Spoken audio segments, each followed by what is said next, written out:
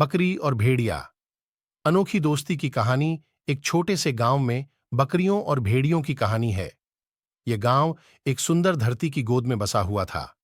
बकरियां गांव के पास के खेतों में चरती थीं, जबकि भेड़िए जंगल में अपने घरों में निवास करते थे। गांव में एक बकरी थी जिसका नाम गौरी था। गौरी एक बहुत ही समझदार और मेहनती बकरी थी। उसके पास एक छोटा सा बच्चा भी था जिसका नाम चंचल था।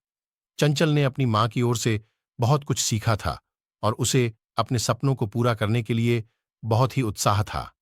जंगल में भेड़ियों का राजा एक बहुत ही बड़ा और शक्तिशाली भेड़िया था जिसका नाम शेरू था। शेरू का आदेश था कि उसके सभी भेड़िए बकरियों से दूर रहें और उन्हें कभी भी छू कर भी न जाएं। एक दिन गौरी के साथ चंचल खेत में घूम रहे थे। चंचल बहुत ही खुश था कि उसकी मां उसके साथ हैं। वह खेत में चलते फिरते महसूस कर रहा था कि कुछ अजीब सी भयंकर सामग्री है। वह उसे अपने मां के पास लेकर गया और बताया, मां, मुझे लगता है कि हमारे आसपास कुछ अजीब है। गौरी ने भी महसूस किया कि कुछ खराब हो सकता है। वह अपने बच्चे को लेकर धीरे धीरे आगे बढ़ी। तभी उन्होंने देखा कि एक भेड़िया उनकी ओर धीरे धीरे बढ़ रहा है।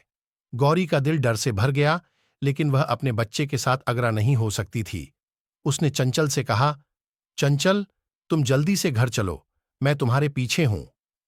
चंचल को भी देखकर भय लगा, लेकिन उसने अपनी मां की बात मान ली। वह घर की ओर बढ़ा और अपने पीछे नहीं देखा।